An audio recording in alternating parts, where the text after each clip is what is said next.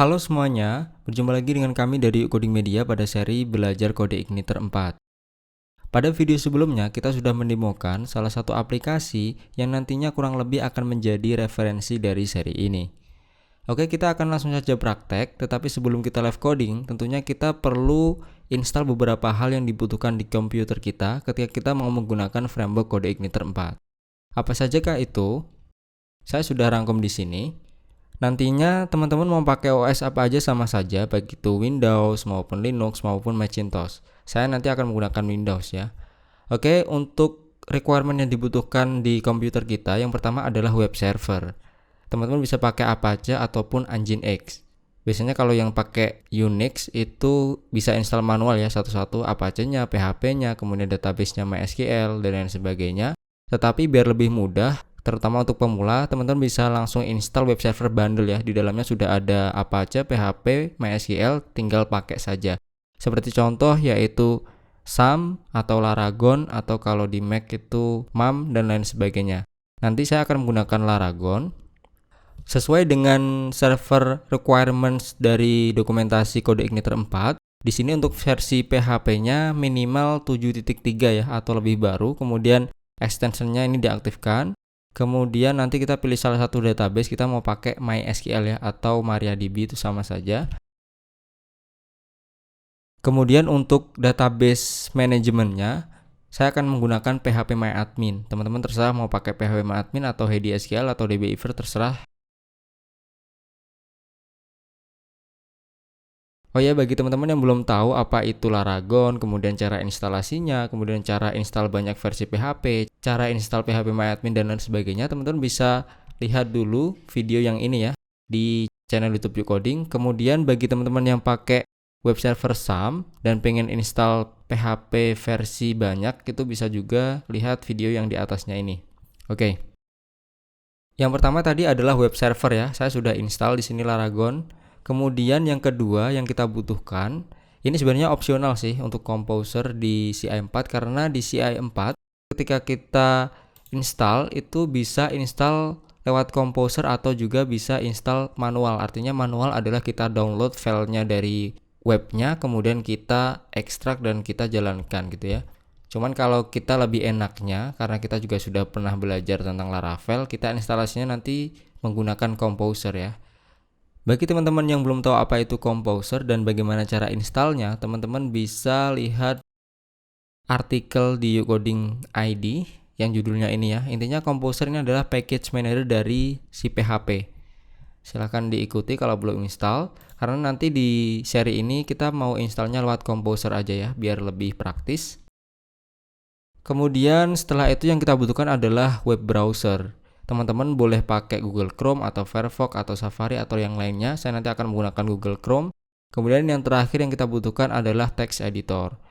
Saya nanti akan menggunakan Visual Studio Code atau VS Code. Teman-teman kalau mau pakai yang lain boleh, seperti contoh Notepad++ atau Sublime atau Atom atau lain sebagainya boleh ya. Kemudian ada tambahan sedikit yang dibutuhkan, yaitu adalah niat. Jadi biar nanti teman-teman gak bosen dan semakin pengen bisa ya. Oke, di sini saya sudah install ya untuk requirement yang dibutuhkan di komputer kita. Oke, sekarang saya mau lanjut bikin sebuah project baru dengan Kode Igniter 4. Kemudian kita nanti akan jalankan ya. Oke, di sini saya mau buka web utama dari Kode Igniter dulu ya. Jadi kalau teman-teman bukanya dari yang link di atas ini, ketika kita klik documentation, untuk dokumentasi online-nya di sini ada dua versi. Yang pertama adalah Kode Igniter 3 yang kita gunakan untuk seri tutorial pembuatan aplikasi POS ya di channel YouTube Coding. Kemudian yang akan kita pelajari adalah yang Kode Igniter 4. Kemudian kalau kita klik bagian download-nya, di sini ada 3 versi. Dua ini yang paling lama, paling pertama rilis, kemudian CI3, kemudian CI4. Ini masih bisa kita download dan kita install versi manual.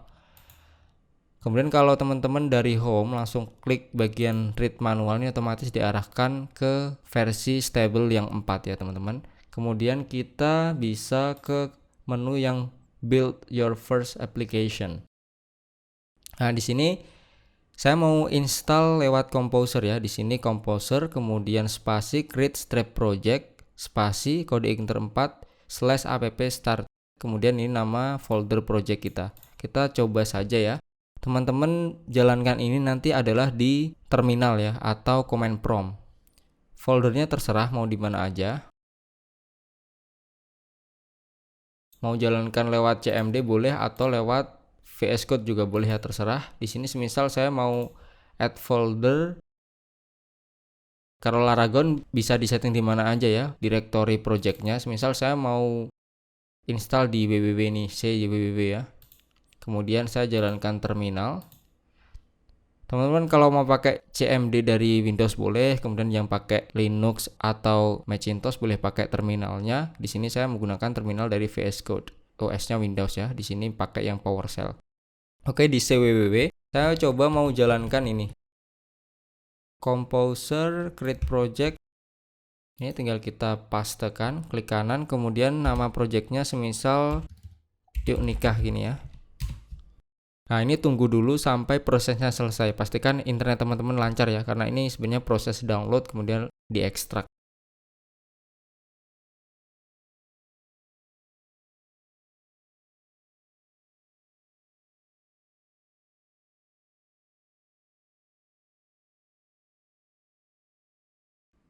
Oke, kalau sudah berhenti seperti ini artinya sudah selesai ya prosesnya. Sekarang kita coba ls. Di sini ada sebuah folder baru bernama Yuk Nikah. Kita coba ya ke cd Yuk Nikah, kita ls lagi. Direktorinya ada apa aja nih? Nah, ini adalah direktori yang kita download dari Codeigniter 4. Kita bisa langsung buka juga di cww. Kalau saya di sini ya, terserah teman-teman mau ditaruh di folder mana di Yuk Nikah. Lah, ini adalah folder yang kita install dari Composer Codeigniter 4. Nanti akan saya jelaskan satu-satu. Setelah itu kita coba jalankan ya di sini. Kita cara menjalankannya bagaimana? Kita bisa jalankan di terminal PHP Spark Serve. Mirip Laravel ya. Jadi kalau di Laravel itu pakainya Artisan, kalau di Codeigniter 4 pakainya Spark. Sama-sama untuk menjalankan local development server. Sekarang kita coba PHP Spark Serve di terminal ya. Pastikan sudah masuk ke directory project kita. Kita jalankan PHP Spark Serve. Oke, seperti ini. Kemudian kita buka di localhost, kemudian port 8080 ya. Kalau di Laravel localhost portnya 8000. Kalau di sini 8800. Nah, nanti akan muncul seperti ini. Ini artinya teman-teman sudah berhasil instalasi Codeigniter 4. Di sini environment-nya production. Kita coba buka aja project kita ya di text editor. Jadi di sini ada file env. Ini untuk settingan pintas dari Codeigniter 4 kita. Sebenarnya settingan-settingan ini sudah ada di folder appconfig sih, cuman kalau kita mau setting secara cepat, kita bisa langsung di .env. Jadi env ini menimpal dari yang config. Di sini ada banyak ya. Kita bisa setting environment-nya, kemudian kita bisa setting base URL-nya, path juga, kemudian kita bisa setting database-nya nanti di sini. Ini tinggal yang pagar-pagar di uncomment atau dihilangin. Nanti kita akan bahas lebih lanjut. Saya akan jelaskan dulu folder-foldernya. Di sini juga dokumentasinya sudah ada sih. Nanti coba teman-teman lihat-lihat di dokumentasi dari Codeigniter 4 ya. Di sini juga ada penjelasannya kok tentang local development server yang tadi kita bahas. Kemudian kalau teman-teman mau ganti portnya juga bisa, mau ganti switch versi PHP juga bisa. Kemudian setting-setting HT access. Kemudian kalau kita mau pakai Nginx bukan Apache juga settingnya ada. Kemudian kalau mau pakai Vagrant juga bisa, ada banyak ya. Oh ya, untuk auto load di Codeigniter 4 ini lebih enak ya daripada yang CI3. Di sini sudah menggunakan PSR 4, jadinya seperti si Laravel, ketika kita install sesuatu lewat Composer, otomatis dia akan auto load. Sudah langsung bisa dipakai ya, tanpa perlu panggil-panggil yang lain. Nah, di sini ada penjelasan untuk folder-foldernya ini isinya apa aja sih. Di sini untuk config menyimpan file-file konfigurasi, kemudian controller ini yang mengatur prosesnya ya, flow-nya, kemudian database. Di sini ada migration sama seed. Jadi di Codeigniter 4 ini ada migration dan seeder, mirip di Laravel ya. Kemudian ini ada juga filters, ini middleware kalau di framework lain. Kemudian ada helper mirip CI3 sudah dijelaskan, language library juga sudah ada.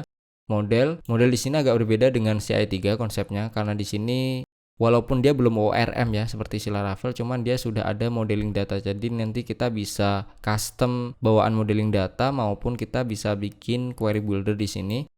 Kemudian ini third party kalau kita mau tambahkan library pihak ketiga. Kemudian views ini untuk mengatur tampilan-tampilan.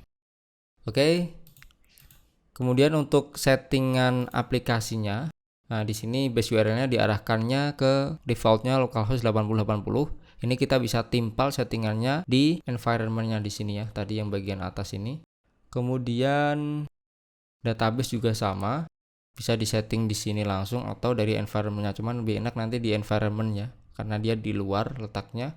Kemudian untuk routing, dia ada di file config kemudian routes.php.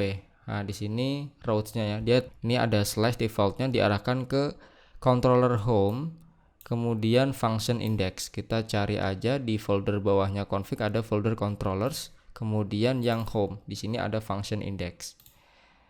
Oke, kemudian nanti kita bisa tambahkan routes manual di bawahnya. Kita bisa atur juga HTTP verb methodnya. Jadi nanti di CodeIgniter 4 ini sudah support HTTP method spoofing ya, RESTful resource juga support. Bahkan nanti kita juga bisa bikin route resource tanpa kita deklarasikan satu-satu untuk routingnya ya. Jadi mirip-mirip si Laravel. Dan uniknya CodeIgniter 4 ini menurut saya yang berangkat dari CI3 baru belajar Laravel. CI4 ini tuh enaknya dia masih ada rasa-rasa kental CI3 gitu. Jadi tidak sekompleks atau semagic si Laravel gitu ya. Apa-apa langsung ada. Jadi di sini kita benar-benar bisa oprek ya mirip CI3, cuman sudah ada tools-tools tambahan yang mempermudah kita gitu. Lebih di-upgrade gitulah. Kalau di Laravel semua metode di sini ya di handle-nya. Di sini di CodeIgniter 4 kalau kita deklarasikan routing manual satu-satu seperti ini, tanpa kita deklarasikan sebenarnya dia juga bisa diakses lewat URL.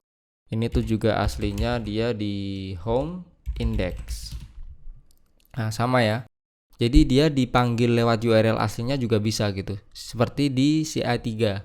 Jadi kalau di Laravel nggak bisa tuh memanggil nama controller kemudian nama functionnya. Kalau di CI4 ini kalau kita deklarasikan bukan route resource itu bisa nih. Ini yang pertama nama controllernya kemudian nama functionnya.